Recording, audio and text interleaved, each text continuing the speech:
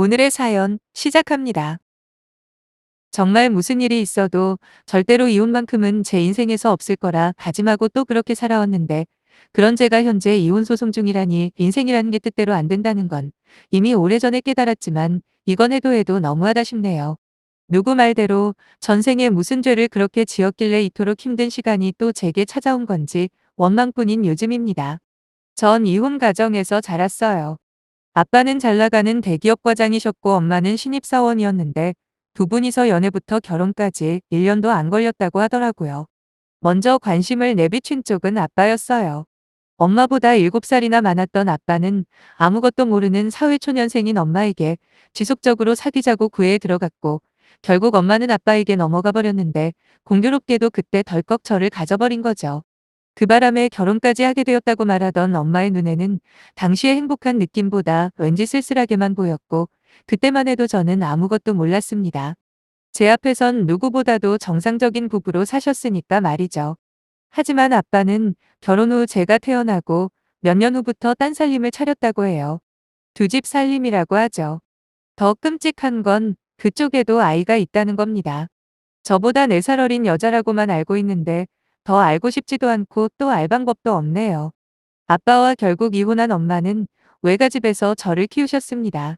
그 옛날에 여자라는 불리한 위치에서도 아빠가 다녔던 대기업에 입사할 정도로 똑똑한 엄마는 마치 일에 미친 사람처럼 살았어요. 자식에게 다정한 엄마? 외할머니에게 잘하는 딸? 그런 거 없었습니다. 그냥 돈만 벌어다 주는 사람처럼 일만 하셨더랬죠. 거기다 집에도 매일 늦게 들어오고 그랬던 엄마는 아마도 제 추측인데 아빠에게 버림받은 충격을 일하는 걸로 견디신 듯해요. 어른이 된 지금은 엄마를 이해하지만 그때만 해도 전 그런 엄마를 전혀 받아들일 수가 없었죠. 그리고 당연하게도 제게 닥친 모든 불행을 오로지 부모님이 이혼했기 때문에 생긴 일이라고 치부해버렸습니다.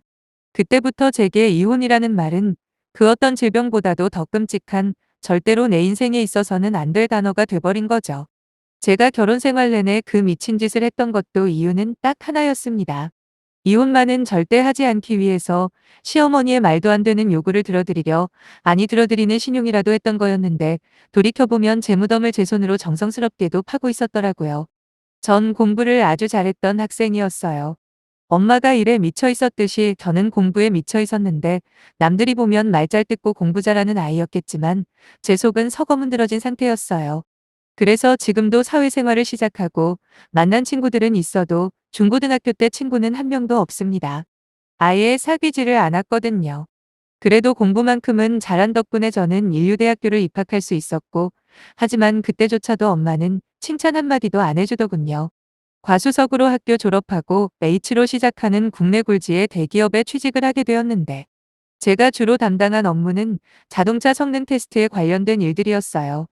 한 3년 근무했을 때였나 그때 남편과의 인연이 시작되었습니다. 안타깝게도 평생 이혼 가정에서 자란 아이라는 엄청난 컴플렉스를 안고 살던 저였던지라 저랑 같은 회사를 다니는 남자들임에도 불구하고 다른 사람들이 대단해 보이고 감히 넘볼 수 없는 것처럼 보였어요. 그래서 제게 관심을 보이는 조건 좋은 남자들을 전부 마다하며 저희 회사의 하청업체에서 일하는 남편을 선택했는지도 모르겠네요. 물론 당시에는 남편을 정말 좋아하고 사랑한다고 생각했던 건 확실해요. 그러니까 결혼까지 했겠죠? 외모도 돈벌이도 평균에 학벌이나 집안도 모두 지극히 평균이었던 남편에게 딱 하나 제 마음을 확 끄는 점이 하나 있었는데 그건 바로 가족 간의 화목이었어요. 누나 한 명의 시부모님 두 분과 함께 살고 있던 남편은 평소에도 무척 다정한 편이었지만 특히나 가족들과 통화를 할 때면 그렇게 달달할 수가 없더라고요. 저는 그게 너무도 좋아 보였습니다. 훗날 저를 잡아먹을 달콤한 함정인 줄도 모르고 말이죠. 시어머니와 신우 같은 경우에는 어쩌면 상견례 때부터 저라는 사람에 대해서 막해도 된다고 생각을 했을지도 모릅니다. 왜냐하면 저희 엄마가 상견례 내내 심하다 싶을 만큼 무성의하게 있었거든요. 마치 남의 딸 시집 보내는 사람처럼 행동하는데 얼마나 창피했는지요. 그나마 일에 미쳐서 지낸 세월이 헛되지는 않았는지 저 결혼할 때 딱 5천만 원 입금해 주시긴 하더라고요. 그 부분은 지금도 감사하게 생각하지만 그 뒤로 현재는 거의 연락해도 잘 안 받으시고 거의 남남처럼 지내고 있어요. 아무튼 결혼하고 가장 많이 들은 말은 바로 며느리돌이라는 말이었는데 신혼여행을 마치고 시부모님에게 인사를 드리러 간 그날, 시어머니는 제게 3가지 조건을 내거시더라고요. 첫 번째는 매일 아침에 꼭 안부 전화를 할 것.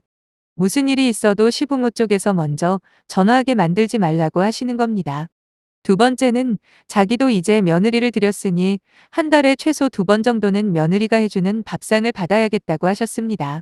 그러면서 날짜는 제가 편한 대로 정하라며 그 와중에 생색을 내시더라고요. 그리고 마지막으로 저희 둘 다 맞벌이를 하니 경제적으로 쪼드릴 걱정 없는 거 다 안다며 매달 50만 원씩 용돈을 요구하시는 겁니다. 이제와 돌이켜보니 그때가 제게 도망갈 수 있는 가장 절호의 찬스였는데 그걸 몰랐네요.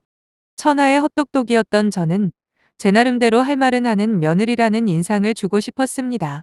그래서 매일 안부 전화 드리는 건 무리고 이틀에 1번 정도는 어떻게 가능하다 하고 역제안을 했어요. 거기다 한 달에 2번 식사 대접도 한 달에 1번으로, 그리고 매달 50만 원 용돈은 30만 원으로 낮춰서 말씀드렸죠. 그랬더니 시어머니는 자기는 신세대 시어머니라며 자기처럼 생각이 열린 사람이 없다고 생색을 내시고는 결국 제가 제시한 변경사항을 받아들여 주시더라고요. 저도 압니다. 지금 제 글을 읽으시면서 저런 무리한 요구를 한 시어머니보다 어느 것 하나 거절 못하고 다 받아들인 저를 욕하실 거라는 걸 말이에요. 거기다 더 창피한 건 시어머니가 애초에 요구한 걸 그대로 받아들이지 않고 나름 할 말은 했다며 스스로 뿌듯해했다는 거예요. 사연을 쓰면서도 그때의 제 자신을 찾아가 뒤통수라도 후려갈기고 싶은 심정이네요. 그래서 저 스스로를 헛똑똑이라고 호칭한 거고요. 아무튼 그렇게 며느리돌이라는 말에 족쇄가 채워진 저는 맞벌이를 하면서도 할 수 있는 한 할 만큼 했다고 생각합니다. 실제로 출근하면서 안부 전화도 꼬박꼬박 드렸고 한 달에 1번씩 마트에서 바리바리 장을 봐서는 직접 요리해서 식사도 대접해 드렸어요. 그리고 월급 들어오면 그 자리에서 30만 원씩 이체해 드렸는데 시어머니는 한 번도 제게 잘했다거나 고맙다는 말 한마디 없었네요. 절 힘들게 한 건 시어머니의 무리한 요구들 뿐만이 아니었습니다. 시가 식구들 전부 저에 대해서 무서우리만큼 무관심했죠. 신우도 가끔씩 마주칠 때면 그저 고개만 까딱할 뿐 대화조차 시도하려는 법이 없었고 남편놈 역시 한통속이었어요. 아마도 제가 연애할 때 저의 과거사를 말한 적이 있었는데 그때 제가 그랬거든요. 내 인생에서 이혼만큼은 절대로 없을 거라고요. 그렇기 때문에 제 기분이나 감정 따위는 더더욱 신경을 안 썼던 것 같네요. 아무리 함부로 대하더라도 이 여자는 무조건 참고 살 거라는 확신 같은 게 있었겠죠. 실제로도 그렇게 생각했고요. 하지만 저도 사람인지라 왜 불만이 쌓이지 않겠어요.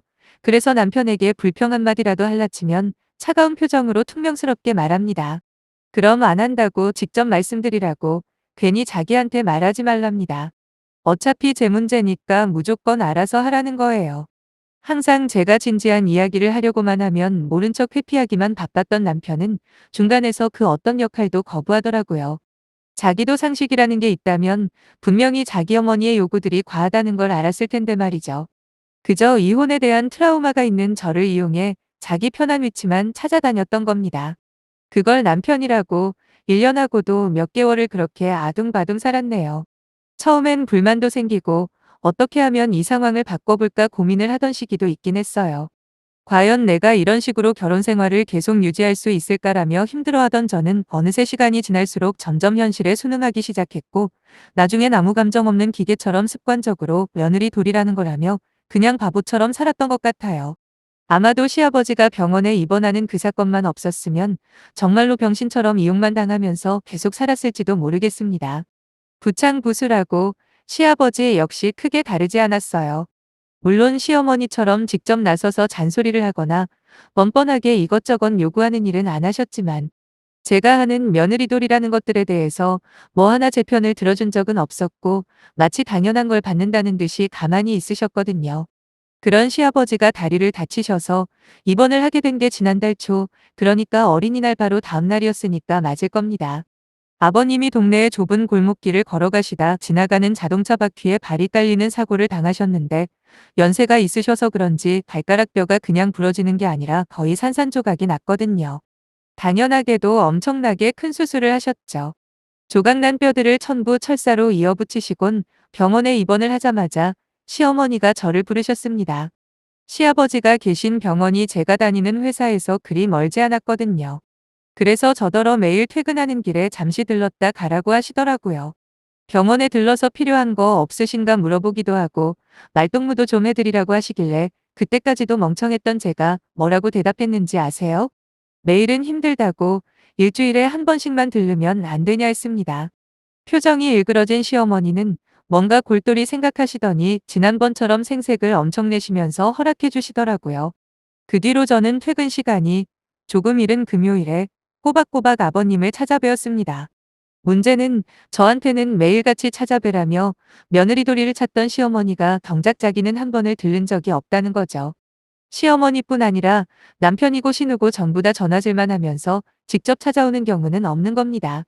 솔직히 발가락뼈가 부서져 여기저기 철심을 박는 큰 사고를 당했는데도 며느리 말고는 누구 하나 코빼기를 안 비추니 시아버지도 점점 서운하다는 식으로 말씀하시기 시작하더라고요. 그때 시아버지가 처음으로 저한테 그러시는 겁니다. 고맙다고요. 그러다 저희 회사가 특별감사 대상이 된 적이 있습니다.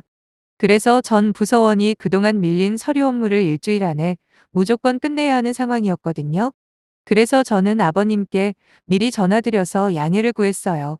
이번 주는 못 가겠다고요. 그런데 그 주 일요일 저녁에 시어머니가 전화를 하셨어는 왠지 화가 난 목소리로 다음 주에 언제 병원 갈 거냐고 물어보시는 겁니다. 그래서 매번 가던 금요일에 갈 거라고 했더니 차가운 목소리로 이번엔 남편도 꼭 데리고 와라 하시면서 끊어버리시더군요. 그렇게 다음 주 금요일이 되었고 남편과 병원에 찾아갔는데 웬걸요. 통얼굴을 안 보이시던 시어머니와 신우가 미리 와 있는 게 아니겠어요?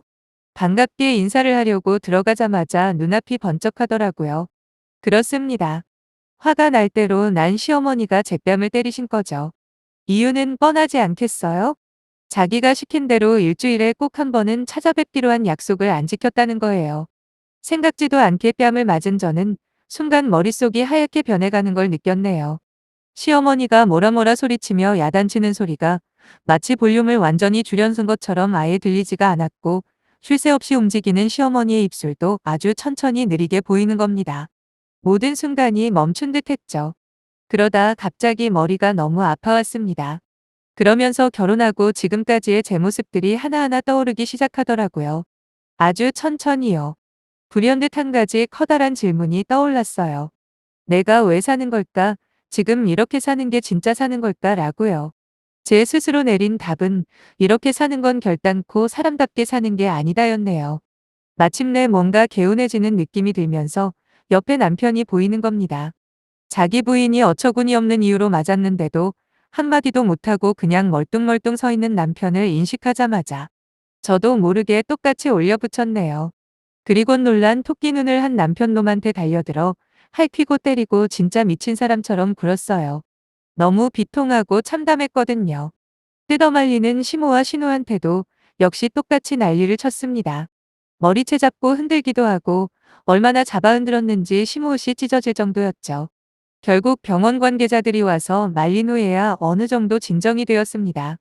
가쁜 숨을 내쉬며 남편에게 이혼하자고 했어요.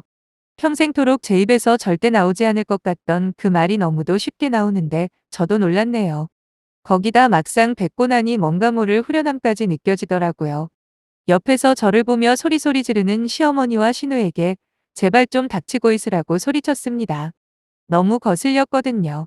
그리곤 남편한테 다시 한번 말했어요. 이혼하자. 이제 그만할랜다. 너 같은 거랑 결혼한 것도 내 죄고 지금까지 병신짓하며 살아온 것도 모두 내 탓이다. 누굴 원망하겠냐마는. 애초에 인간도 아닌 것들을 참고 견디려고 했던 게 말이 안 되는 일이었네. 내가 이혼 못할 거라 생각했지? 나도 그런 줄로만 알았거든. 근데 고마운 니네 엄마 덕분에 완전히 정신 차렸어. 진짜로 절이라도 올리고 싶은 심정이네. 그러자 정말 어이없게도 남편이 제 손을 잡으며 그동안 몰라줘서 정말 미안하다며 매달리는 거 아닙니까? 이게 무슨 뒷북인지요.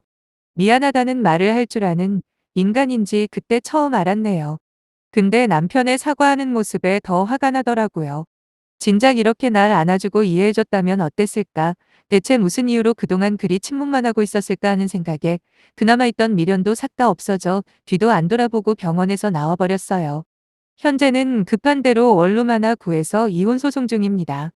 요즘 잠을 통 못 자다 보니 이리 뒤척 저리 뒤척하다 여기까지 흘러와 버렸네요. 제가 이런 말을 할 줄은 몰랐는데 저요 무슨 일이 있어도 반드시 이혼할 겁니다. 후기 글입니다. 태어나서 그렇게 많은 욕을 먹은 건 처음이네요. 그래도 정말 감사합니다. 희한하게도 저를 위로해주는 댓글들보다 바보 같았던 저를 나무라시는 댓글들이 더 힘이 되더라고요. 그만큼 비록 늦긴 했지만 제가 내린 이혼이라는 결정이 잘했다는 반증이 되니까요.